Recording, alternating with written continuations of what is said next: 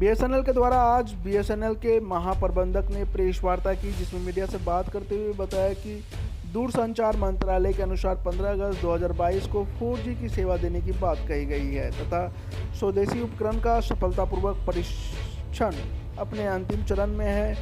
भागलपुर दूरसंचार अभी 270 बीटीएस चल रहा है और करीब 150 नए बीटीएस भागलपुर एवं बांका जिले में भी लगाने की योजना है। साथ ही उन्होंने प्रेस वार्ता में बताया कि 4G तकनीक का विकास पूर्ण रूप से किया जा रहा है। बीएसएनएल का टावर लगाने के लिए स्थान चिन्हित कर लिया गया है और 2 जीपीएस के बीच अधिकतम दूरी 400 मीटर होगी। कोई भी व्यक्ति अपने 3 मंजिला मकान पर टावर लगवाना चाहता है तो वह व्यक्ति बीएसएनएल कंपनी को लिखित आवेदन देकर यह सुविधा प्राप्त कर सकते हैं, लेकिन कमरा 12x12 का होना चाहिए।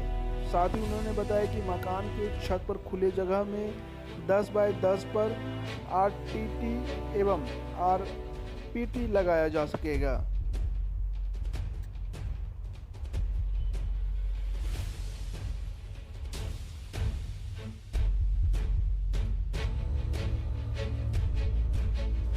रेंटिंग जो है हमारा जो राजस्व लगातार हमारा जो है, क्योंकि जो हमारा रेगुलर राजस्व था वो लैंडलाइन बिजनेस से था, मोबाइल से था, क्योंकि बहुत लगातार कंपटीशन हो रहा है तो हमारा ये जो दोनों सेगमेंट का जो रेवेन्यू है वो लगातार कम हो रहा है। तो उसको मेकअप करने के लिए हमने एक रेंटिंग का बिज़नेस किया है, क्योंकि पहले इक्विपमेंट्स बहुत बड़े बड़े हुआ करते थे तो हमारी जो स्पेस वगैरह थी वो काफ़ी हम लोग यूज़ करते थे बड़े इक्विपमेंट को रखने के लिए।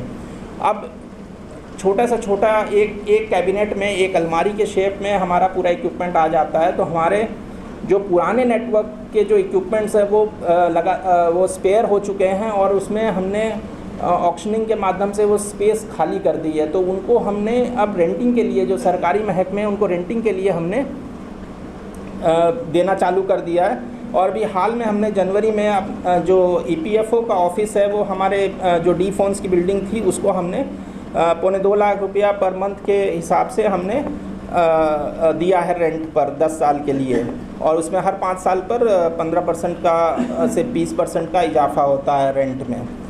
पीसीओ कहलाता था, पब्लिक कॉल ऑफिस, जिसमें कि बहुत लंबी लाइन कतारें लगती थी। जब क्या बोलते हैं हमारा एसटीडी की दरें बहुत ज़्यादा हुआ करती थी, उसमें पीक और ऑफ पीक टाइम्स वगैरह सब होता था। तो आज की डेट में वॉइस तो एकदम फ्री मिल रहा है, मेन इशू डेटा का है।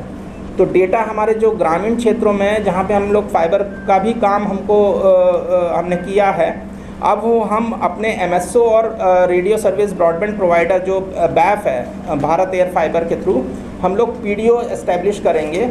उसमें छोटे छोटे रिचार्ज में, मतलब कि उसका जैसे मान लीजिए आपने एक सब फ्रेंचाइजी मॉडल में आपने कहीं आप किसी कस्बे में आप एक पब्लिक डेटा ऑफिस आपने खोल दिया, तो उसको हम इंटरनेट की लीज सर्किट उसको दे देंगे। वो एक पैच पैनल वगैरह लगाएगा, एंटीना लगाएगा और 200 से 300 मीटर की दूरी में वो वाईफाई का नेटवर्क ऑपरेट करेगा। और उसमें छोटे छोटे रिचार्ज हो गए, मान लीजिए कोई किसी का बेटा बाहर है, वो आता है अपने गांव में, पर उसको कहते हैं इंटरनेट की सेवा से वो अच्छी सेवा नहीं मिल पा रही है, तो वो ये छोटा सा रिचार्ज लेकर जिसकी 20 रुपये से 50 रुपये के बीच में होती है, वो यूज़ कर सकता है। आधा घंटा से 2 घंटा 4 घंटा ये इलेक्ट्रॉनिक रिचार्ज होगा।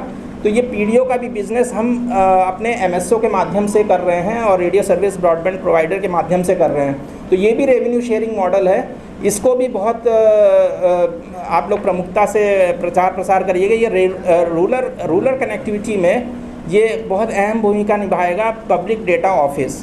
और एक पटना का भी एक रिसेंट कोई डिपार्टमेंट है भारत सरकार का, वो अभी इंटरेस्ट दिखाया है। तो लगातार इसमें कहते हैं इंटरेस्ट लोगों का बन रहा है और मेरे समझ से जो भी हमारे यहाँ फ्री स्पेस है वो हम लोग उसको रेंट पे दे रहे हैं। तो ये अब हर खबर पर होगी हमारी नजर, पल पल बदलती देश और दुनिया की हर खबर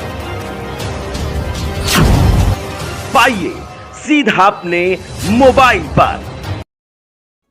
ऐसे ही खबरों के लिए करें से 24 लाइव को सब्सक्राइब, साथ ही साथ दिए गए बेल आइकन को भी दबाएं